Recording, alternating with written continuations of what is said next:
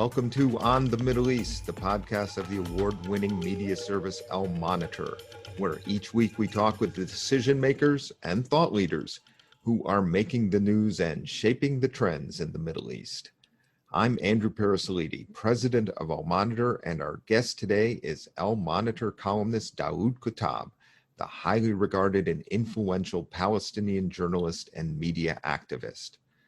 Daoud and I will be talking about Palestinian politics, the impact of Israel's normalization agreements with now 4 Arab countries, the prospects for Israeli-Palestinian negotiations and a regional conference next year, and how Palestinians are reacting to the coming of a Joe Biden administration.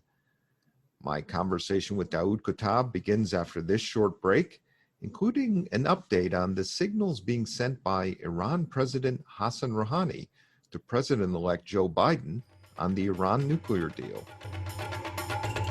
To a certain degree, Mahmoud Abbas has been credited for being a principled man. He has not given up anything. He's held on to his position. But basically, as a result, he has frozen the movement. He has not really given it the energy that even Yasser Arafat was much more engaging, was much more a salesman who tried to give and take and tried to see what he can do with the few cards that he had to get the most out of them. Mahmoud Abbas doesn't go for that kind of guerrilla economic marketing. He just says, this is what I believe in, and once the rest of the world can accept that, then we will talk. And that doesn't really work in today's politics, where you have to lobby people, you have to lobby government leaders, and you have to take advantage of the wealth of support you have around the world. And I think that's where his mistake is. That was Daoud Kuttab, who will be joining us shortly. Let me first mention something on my mind, and that is the signals from Iran that Iran is eager to bury the hatchet with the incoming Biden administration, at least on the nuclear account, if the U.S. returns to the Joint Comprehensive Plan of Action, the JCPOA, as the Iran nuclear deal is known. Iranian President Hassan Rouhani last week called for President-elect Joe Biden to reverse sanctions imposed by the U.S. after the Trump administration withdrew from the JCPOA in May 2018. Rouhani told a cabinet meeting last Wednesday that Biden, and I'm quoting Rouhani here, can put a good piece of paper on the table and sign it nicely so that we could return to the first place. And it does not take time at all. Rouhani's message echoes that of his foreign minister, Mohammad Javad Zarif, who said last month that if Biden revokes, quote, only 3 executive orders that impose sanctions on Iran, there is no need for, as Zarif put it, preconditions or negotiations. During the U.S. presidential campaign, Biden assailed Trump's withdrawal from the JCPOA as a setback for U.S. non-proliferation efforts and has called for a return to the Iran nuclear deal if Iran is in compliance with the deal's terms. Iran, however, is not in compliance. In response to Trump's maximum pressure policies the last 2.5 years, Iran has increased its enrichment of uranium, and that's a necessary step toward a nuclear weapon. In the process, Iran has bypassed JCPOA terms. Iran has also expanded its use of centrifuges in violation of the JCPOA. Rouhani is under pressure from Iran's Islamic Consultative Assembly. That's the official name for its parliament, or Majlis as it's called, where hardliners hold the majority. The Majlis passed a law on December 1st to suspend UN inspections of its nuclear facilities and further increase enriched uranium production unless the terms of the JCPOA are reinstated. And this was all done, I should say, in response to the assassination of nuclear scientist and Islamic Revolutionary Guard Corps General Mohsen Fakhrizadeh, which Iran has blamed on Israel and Iranian opposition groups and, by implication, the United States. Now, Iran's uranium enrichment levels are not yet close to weapon production levels, and not even the levels before the JCPOA went into effect. And Zarif has made clear that any of these actions taken over the last few years are all reversible. If the U.S. revokes the executive orders which imposed the sanctions, Zarif said, Iran will carry out its obligations too, meaning it will quickly get back into compliance with the JCPOA. Now, Biden told New York Times columnist Tom Friedman this month that, and I'm quoting Biden here, the United States would rejoin the agreement as a starting point for follow-on negotiations. Now, Friedman notes that while there may be arguments for using the Trump sanctions as leverage in the opening diplomatic bid, the prevailing view among the Biden team, according to Friedman, is to get Iran back into full JCPOA compliance first. Biden told Friedman that his administration, quote, in consultation with our allies and partners, unquote, will then seek subsequent agreements, in Biden's words, to tighten and lengthen Iran's nuclear constraints, as well as address the missile program. Well, Rouhani is under his own constraints, political constraints. There's an election in June and Rouhani's not running again. Rouhani and Zarif have dropped previous demands for an apology and compensation from the United States for the effects of the maximum pressure policies. The message from the Iranian establishment, according to El Monitor contributor Ali Hashim, is that it's the old deal or no deal. Or at least that's the opening bid from Tehran for now anyway. Biden admitted to Tom Friedman that it will be hard to re-enter the deal. Some in the U.S. see the pressure on Iran as leverage, and the Trump administration keeps the sanctions coming. This week it added another set of sanctions on Iran, this time related to the abduction of Robert Levinson, the former FBI agent who is believed to have died in captivity in Iran. And there may be more sanctions to come in coming weeks. In Iran, so far, to say again, has no interest in a new deal. It prefers to quickly get back into the old deal. This story is a work in progress. You can see our latest assessment in this week's Week in Review and every day in our reporting from Iran and elsewhere here at El Monitor. Now to our conversation with El Monitor columnist Daoud Kuttab, the highly regarded and influential Palestinian journalist and media activist. Daoud is the Director General of Community Media Network, a not-for-profit media organization dedicated to advancing independent media in the Arab region. Daoud himself is indeed a global leader in promoting press freedom. He is also the author of Sesame Street, Palestine by Bear Manor Media. My conversation with Daoud Kuttab begins now.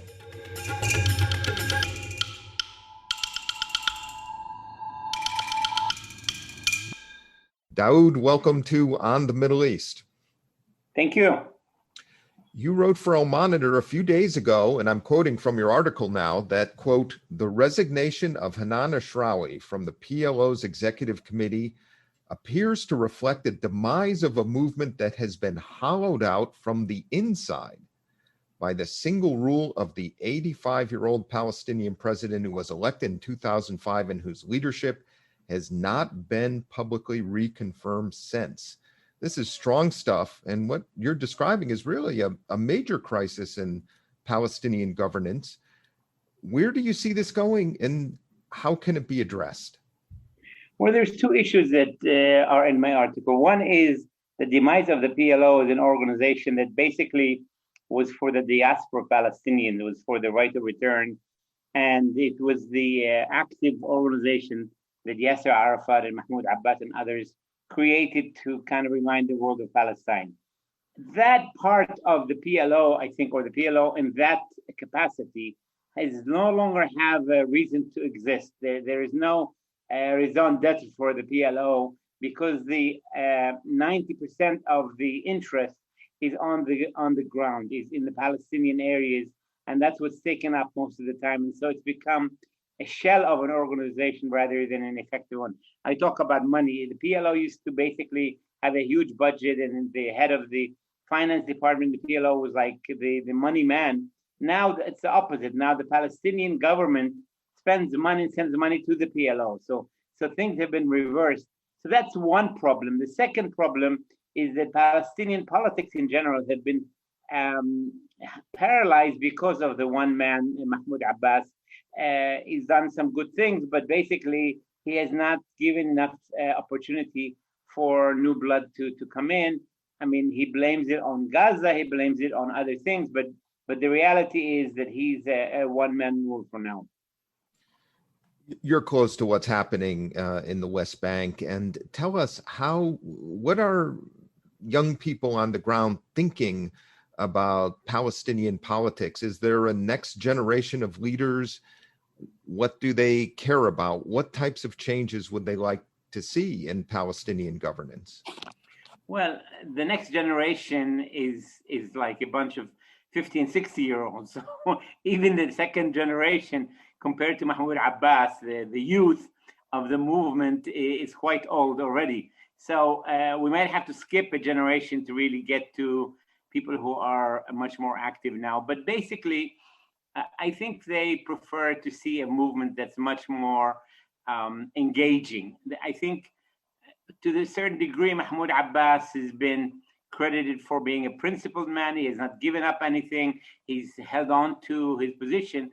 But basically, as a result, he has frozen the movement. He has not really given it the energy that even Yasser Arafat was much more engaging, was much more a salesman who tried to give and take and tried to see what he can do with the few cards that he had to get the most out of them. Mahmoud Abbas doesn't go for that kind of guerrilla economic marketing. He just says, this is what I believe in, and once the rest of the world can accept that, then we will talk. And that doesn't really work in today's politics, where you have to lobby people, where you have to lobby government leaders, and you have to take advantage of the wealth of support you have around the world. And I think that's where his mistake is. Let me mention two individuals whose names sometimes come up as potential leaders in Fatah and Palestinian governance. One is Marwan Barghouti, who's still in Israeli prison, and he's been mentioned as a leader for some time. I don't know if that's still the case. And then there's also former Fatah security chief for Gaza, Mohammed Dahlan, who is also an advisor to Abu Dhabi Crown Prince Mohammed bin Zayed. His name also comes up as being in the mix. Do you see them as candidates, competitors for leadership or not? And are there others you're looking to as potential leaders? Well, Marwan Barghouti was the leader of the Intifada. And people respect a lot the leaders of the Intifada because it really brought some change on the ground. It really did cause a change in the way the Palestinian narrative is being seen. Now, he's in jail for a long time, and unless he's released in some kind of a prison exchange or some kind of a benevolent Israeli decision, it's unlikely that he will be able to carry out his wishes. And therefore, he is a leader, but he is basically unable to carry out. And I'm told Mahmoud Abbas doesn't like him very much. I don't know. Mohammed Dahlan has some support on the ground, but he's totally discredited within the Fatah movement. So unless he creates a new party and competes for the votes of the people, he also will not have a chance to really re-infiltrate the organization that he came up with. So I think neither one of them, at least in the short term, has a chance of replacing Mahmoud Abbas. I would look to two wings that are emerging now within the existing leadership. One wing is led by Jibril Rajoub, also the security man, who's now also the head of the Palestinian Sports Federation. That's also a very popular movement, and he was the leader in the Intifada along with Marwan Barghouti. So he and Marwan Barghouti are close enough, and he can represent Marwan's wing, if you will. Also with him is Mahmoud Al-Alul, Fatah leader whose son was killed in the Intifada. He came back with Arafat. He is Mahmoud Abbas's pick, one of his picks as his deputy, but he doesn't have a strong public support on the ground. This is one wing. I would say it's a bit more engaging, but also a bit more radical than the second wing. The second wing are the two deputies that Mahmoud Abbas is taking with him whenever he goes outside of Palestine, and who negotiates with Israel and with the international community. And that is made up of Hussein Sheikh, the head or the minister for civil affairs, and he's the one who is in constant negotiations with Israel on money and on movement and so on. And the second one is the head of the intelligence service, Majid Faraj. Again, both of these men are strong within Fatah, but they don't have support on the ground the way that Jibril Rajoub and Marwan Barghouti. So if I was a betting man, I would bet on Jibril Rajoub, but you never know in politics how things turn out. There was a flurry of meetings late summer and fall between Fatah and Hamas leaders that gave some, I guess, temporary hope for that there could be some reconciliation, prompted, of course, by the UAE and Bahrain's decisions to normalize with Israel. This seems to have fallen apart.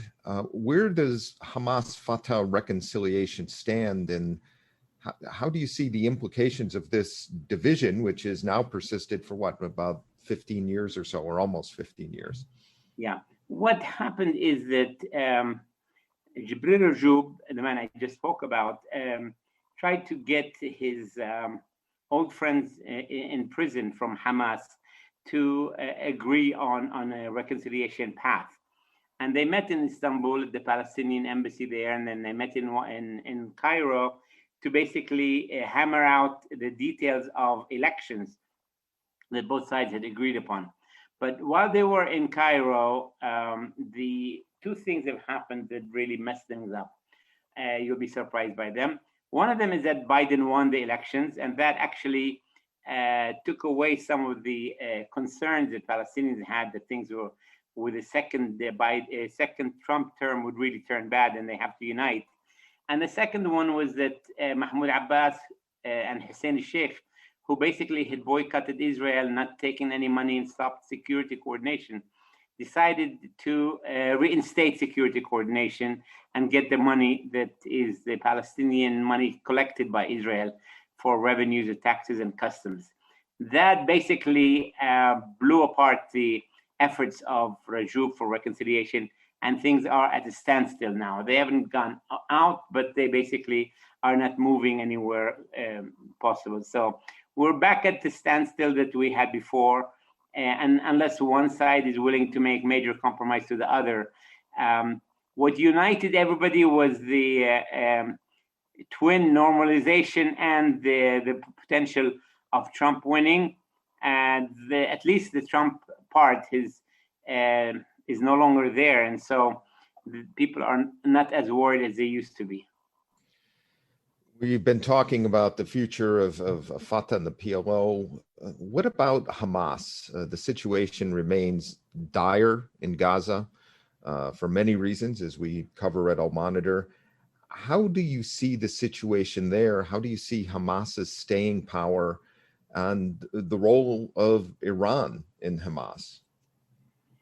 I'm not sure Iran is a key external force. I would look more to Qatar and Turkey more than Iran, not only because Iran is a Shiite and Hamas is a much more zealot Sunni movement, but nevertheless, I think part of the problem is the fact that they have to play proxies to different external powers, and that slows down the reconciliation. But Hamas has basically bitten more than it can chew.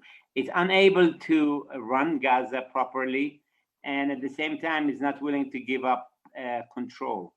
And unless it's willing to give up control, Mahmoud Abbas and the mainstream Palestinian government in Ramallah are not interested in getting Gaza back while Hamas is still has a security front. The same problem that Lebanon is having with Hezbollah, this is what people are afraid of, that if the PLO goes back to Gaza, they will have a Hamas, something like Hezbollah, causing trouble because they have weapons and they have guns. And so you have two forces of military forces, and that's not a good formula for governors. In the meantime, the humanitarian situation in Gaza deteriorates. It's a major international crisis. There was a flurry of reports over the last few months. These come out regularly about the depths of the situation. We've covered this here at Al Monitor. How do you see this generation of Gaza that's growing up in such difficult situations? It's a stalemate. It's a real stalemate. The people are not happy, but Hamas is not giving up power. And every time there's, a light at the end of the tunnel, somehow external politics, other issues seem to close that window. So I don't know. There is really no way to solve it unless, just imagine the fact that Israel begs Qatar to bring cash money, $10-15 million in cash, to carry it across the Erez checkpoint so that Hamas can pay the staff, the employees of the public service. It's so funny because the Israelis are actually trying to keep Hamas alive, but they're saying they're doing this because they don't want Gaza to blow up anymore. So it's a very unusual stalemate, and unless there is major changes within the Palestinian government, within Hamas, or within Israel, I don't see any way that it's going to be resolved. Now, Hamas is supposed to have its Politburo elections in 2021. We're thinking there would be some type of elections in 2021. Maybe with new blood coming into the Palestinian politics, things could improve. I don't know. But it's a stalemate. Last week, Israel normalized ties with Morocco. Now there are 4 countries that have normalized since the summer: UAE, Bahrain, Sudan, now Morocco.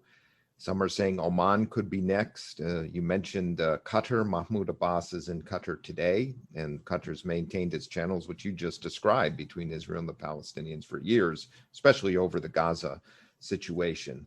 Now, the game changer for normalization, of course, would be Saudi Arabia, but that seems to have been set back after the revelation of this meeting, which these Saudis and other have denied, between Prime Minister Netanyahu, Crown Prince Mohammed bin Salman, Secretary of State Pompeo in Saudi a few weeks ago. And you saw Saudi Prince Turki Al Faisal's remarks at the Manama dialogue. Help us understand where Saudi Arabia is in the picture and how you see this all coming together, perhaps around an international conference next year. President Abbas has talked about it.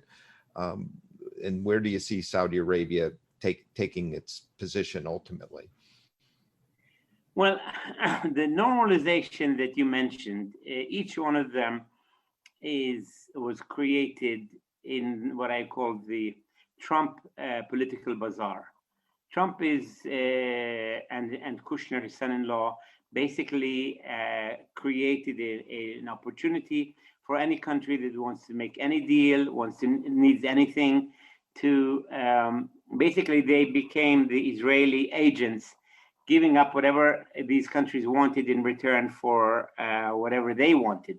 And so UAE wanted the F-35 airplanes, and Israel and the US were against it. And so they made the normalization to get these planes. Bahrain, many think that Bahrain was pushed by Saudi Arabia because Saudi Arabia did not want to normalize.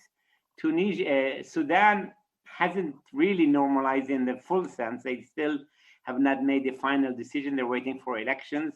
But they tried to get their interest. They wanted to get their name out of the anti-terror list, and they seem to have gotten it. I think today they were officially announced that it was no longer on a terror list, which makes it funny that America decides who's a terrorist and who's not, and it's based on what they give or not give to Israel. I just can't explain it, and how it has really weakened any attempt to really fight against terrorism. And Morocco also wanted the U.S. to declare sovereignty over the Western Sahara, something that is unbelievable, because the whole world and the UN are in negotiations about that, and they've made clear decisions that only the self-determination of the people of Sahara decides where they belong. Again, political bazaar, give and take. They sold things out. They got things for it. I'm also told that the U.S. is planning $3 billion in investment in Morocco. All of this shows that none of these countries really did this out of their free will and out of their love for Israel, but out of certain interests. Now, it seems that the UAE and Bahrain kind of a love fest in the beginning seems to be, they're coming to Tel Aviv and they're, loving Tel Aviv and so on. But I think that will wear out quickly and they will realize what they have done. But Saudi Arabia is a different player.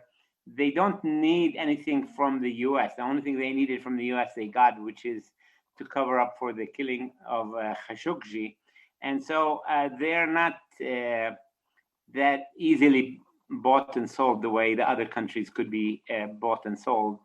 Plus, the Saudis are the originators of the Arab peace plan, and it really would look bad to them that they're the ones who created the plan which calls for Israel to have normal relations with Arab countries only after it withdraws from all areas it occupied in 1967.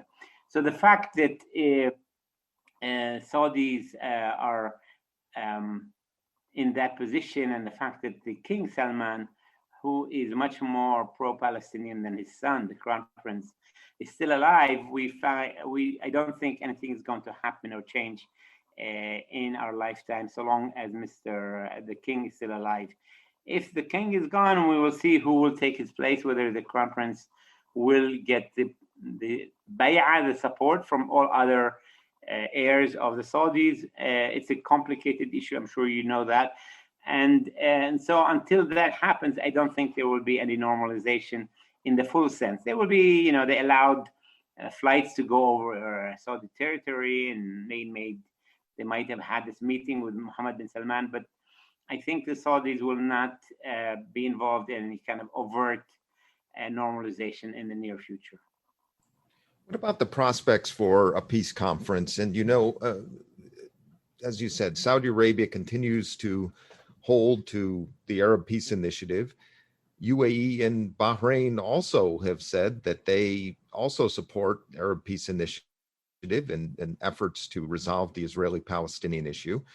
This was announced by President Mahmoud Abbas that he would like to move toward a regional conference as soon as next year, in 2021.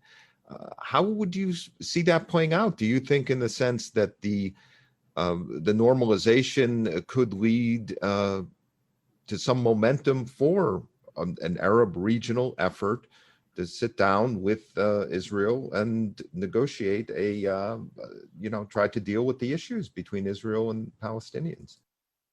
Well, it's a novel idea, and it's a time to work after Biden takes over. I doubt in the first half of 2021 that Biden or Mr. Blinken or anybody else will have time for the Middle East conference. I think Iran is much higher on their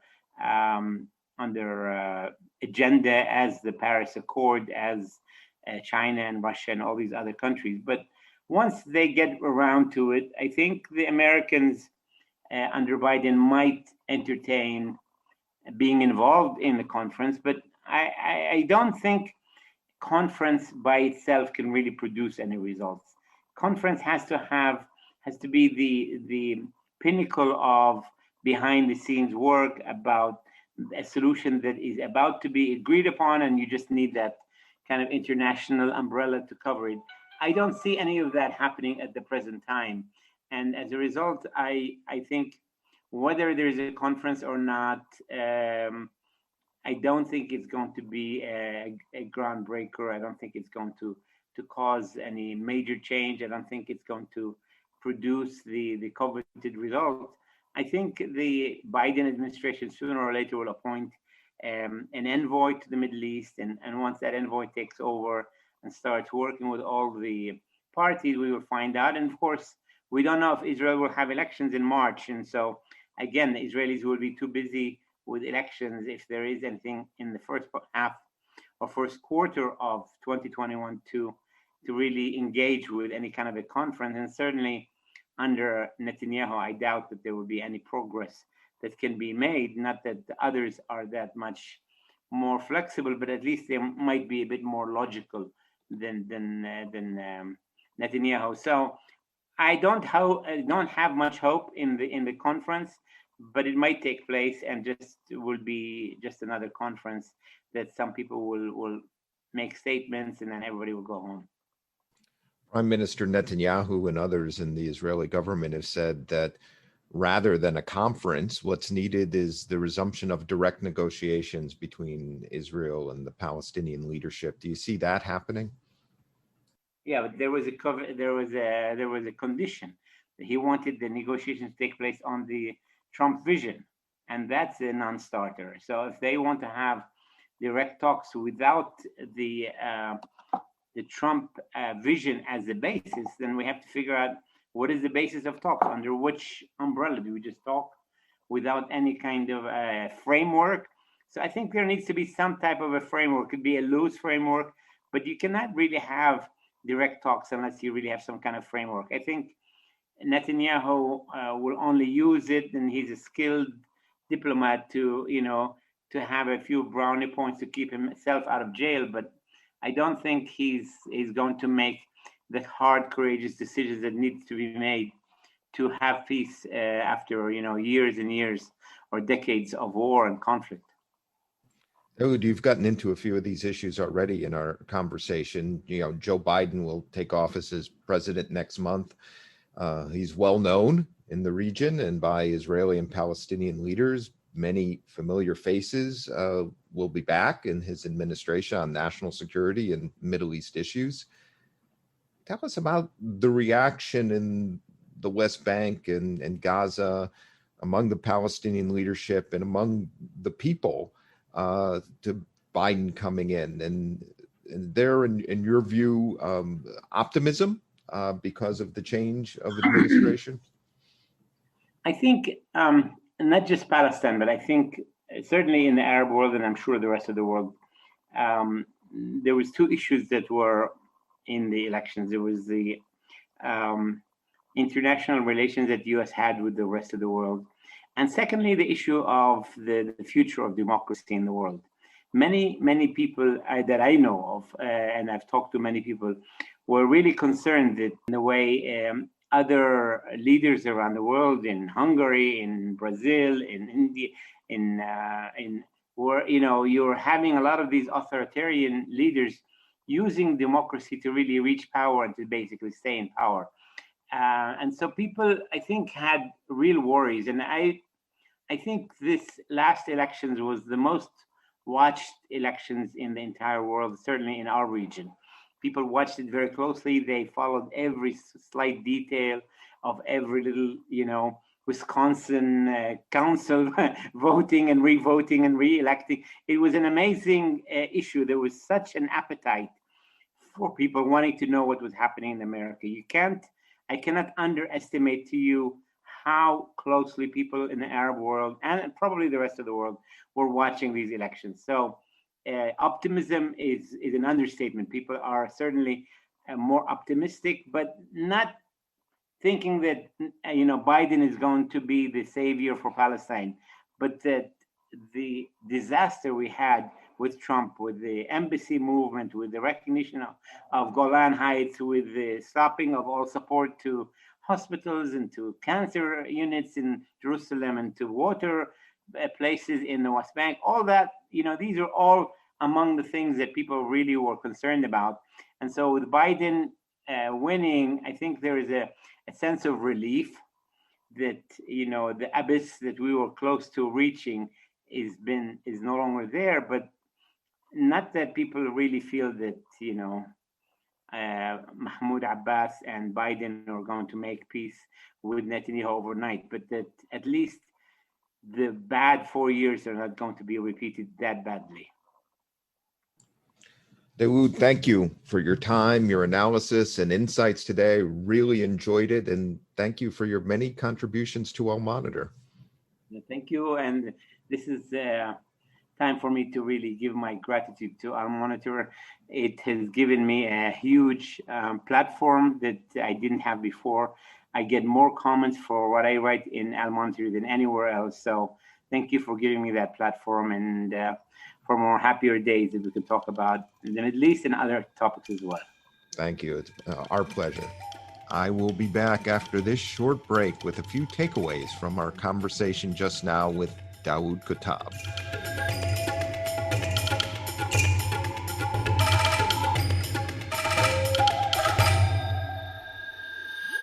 I'm Ben Caspit, Al Monitor veteran columnist reporting from Israel, one of the world's major news and action suppliers of all times, comparing to its tiny size. I've been covering and analyzing the political, diplomatic, and military arenas in Israel for over 34 years. My best-selling biography, The Netanyahu Years, was out 2 years ago. I covered 7 prime ministers, 1 major war, 2 intifadas, 1 prime minister's assassination, 2.5 peace treaties, 4 military operations in Gaza, and it's not letting up anytime soon. I am glad to invite you to On Israel, our brand new podcast, where we will discuss major events in Israel and its surroundings, talk to decision makers, leaders, and analysts, and try to understand the chaos that comes with the territory of Israel and the Middle East. You will never have a dull moment with us. See you soon here on Israel, Al Monitor.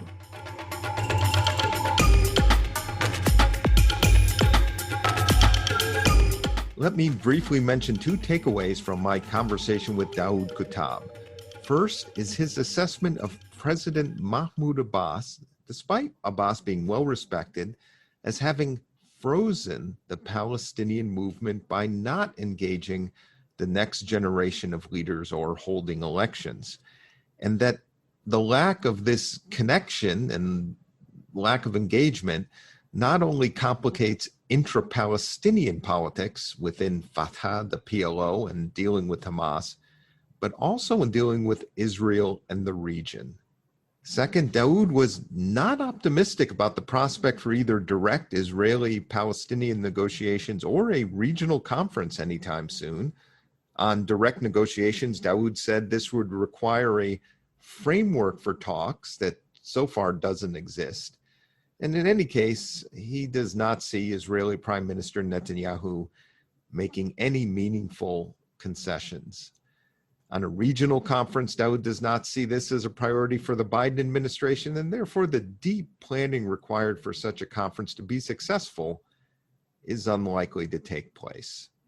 Thank you all for listening to On the Middle East, and thanks to our production team of Phil Calabro of Al Monitor and Beowulf Rochlin of Two Square Media Productions.